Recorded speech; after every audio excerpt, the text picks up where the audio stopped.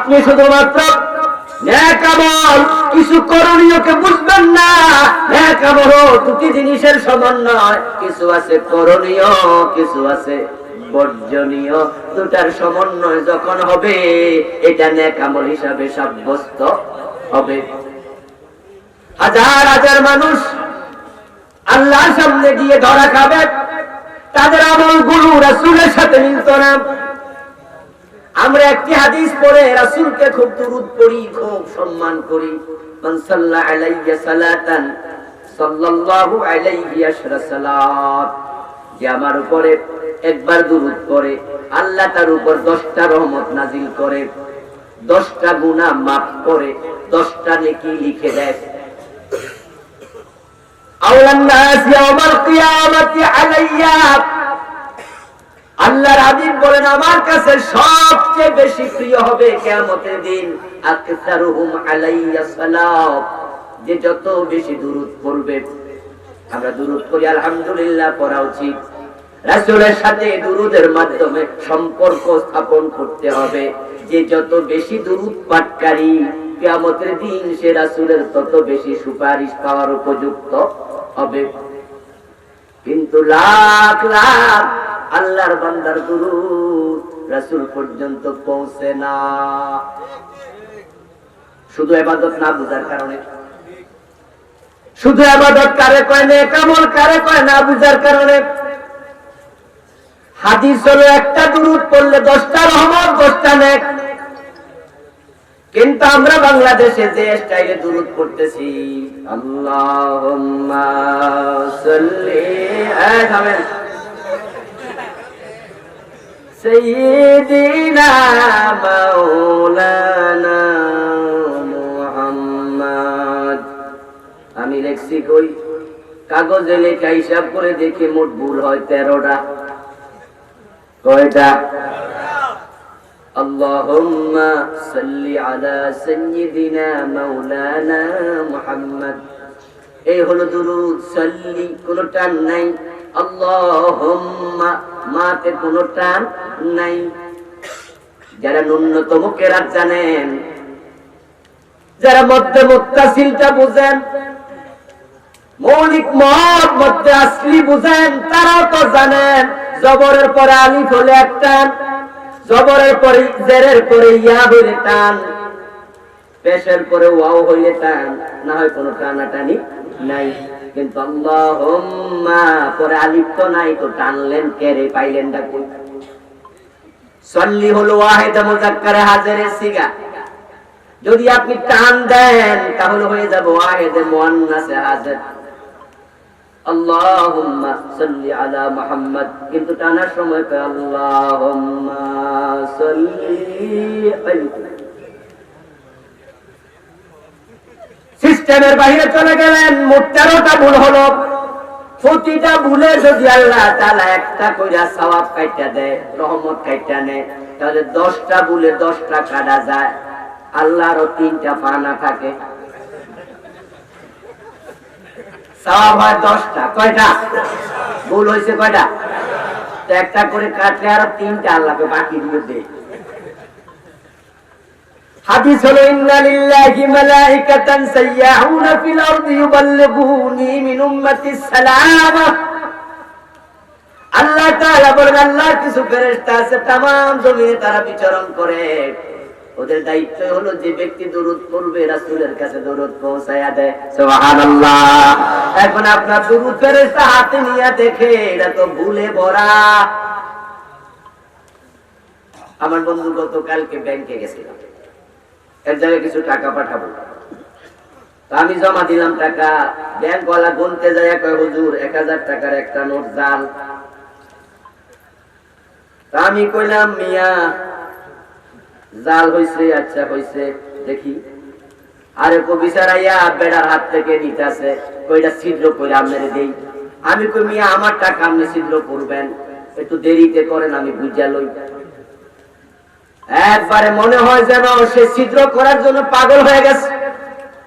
এরপর এবার আমি একটু দেখলাম, বুঝলাম যে হ্যাঁ জাল, এ অনেকগুলো ছিদ্র কইরা ফুটা করে আমার এবার নেন। এখন আর টেনশন নাই, কি বুঝাই দিল? এই জালটা কামনে চালাইতে পারবেন না। আচ্ছা, এবারে ছিদ্রওয়ালা টাকা যদি আমি দোকানে গিয়ে দোকানদারে কই যে ভাই এই টাকা দিয়া মাল দেন, জীবনী হাতে লয়ে কমিয়া এটা কি? এমন দুরূদ পাঠাইছেন রাসূলের কাছে 13টা ভুল, ফেরেশতা হাতে লইয়া কয় এটা আবার কি? এমন ভুলওয়ালা দুরূদ রাসূল পর্যন্ত পৌঁছবে না।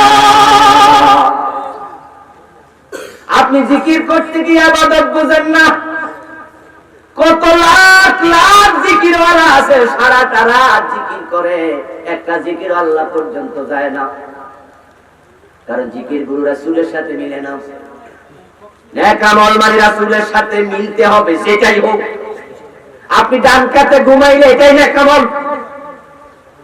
সারা রাত যদি আপনি ঘুমায়া থাকেন, আল্লাহুম্মা বিসমিকা আমুতু ওয়া আহইয়া, এই দোয়াটা পড়লেন, ডান কাতে ঘুমাইলেন, ওযুর সাথে থাকলেন, সকাল পর্যন্ত যদি দাঁড়ায়া দাঁড়ায়া তাহাজ্জুদ করতেন যত সওয়াব হতো, রাসূলের সুন্নাহ মোতাবেক ঘুমায়া থাকলে ওই সওয়াব লিখে দেয়া হবে।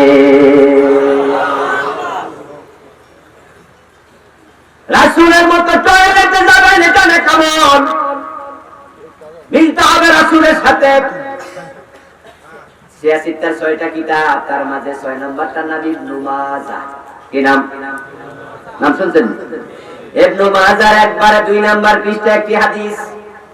قال النبي صلى الله عليه وسلم من حدث في امرنا هذا ما ليس منه فهو رد।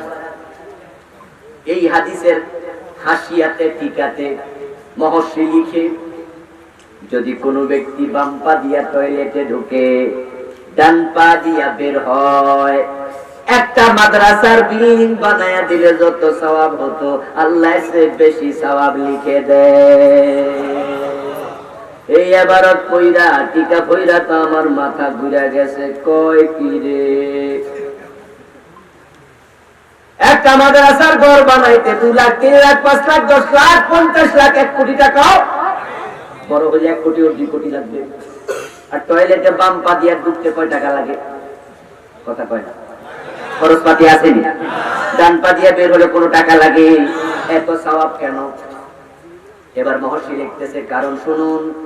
কারণ হলো বিশ্বনবীর জামানায় মাদ্রাসা ছিল খোলা ময়দানে, আলাদা কোনো ঘর ছিল না। রাসূল ছাত্র পড়াতেন সাহাবাদেরকে গাছতলায় বসে, আল্লাহর হাবিব পড়াতেন মসজিদের বারান্দায়, হযরত আরকাম রাদিয়াল্লাহু তাআলা নূর ঘরে পড়াতেন, যেটাকে দারে আরকাম বলা হয়। মাদ্রাসার জন্য আলাদা কোনো ঘর ছিল না। এই মাদ্রাসার ঘর বানানো ডাইরেক্ট সুন্নাহ না, এটাকে বলা হয় বেদাতে হাসানা। কিন্তু বাম পা দিয়ে টয়লেটে রাসূল নিজে গেছে, এটা রাসূলের সুন্নাহ। ডান পা দিয়ে বের হয়েছে, আপনার আমলটা হুবহু রাসূলের সাথে মিলে যাওয়ার কারণে আল্লাহ মাদ্রাসা বানাইলে যত সওয়াব দিত, সুন্নাহর দিকে তাকায়া আরো বেশি সওয়াব দেয়। কিন্তু হাজার হাজার জিকির ওরা জিকির না, কেমন না, এগুলো বাতিল।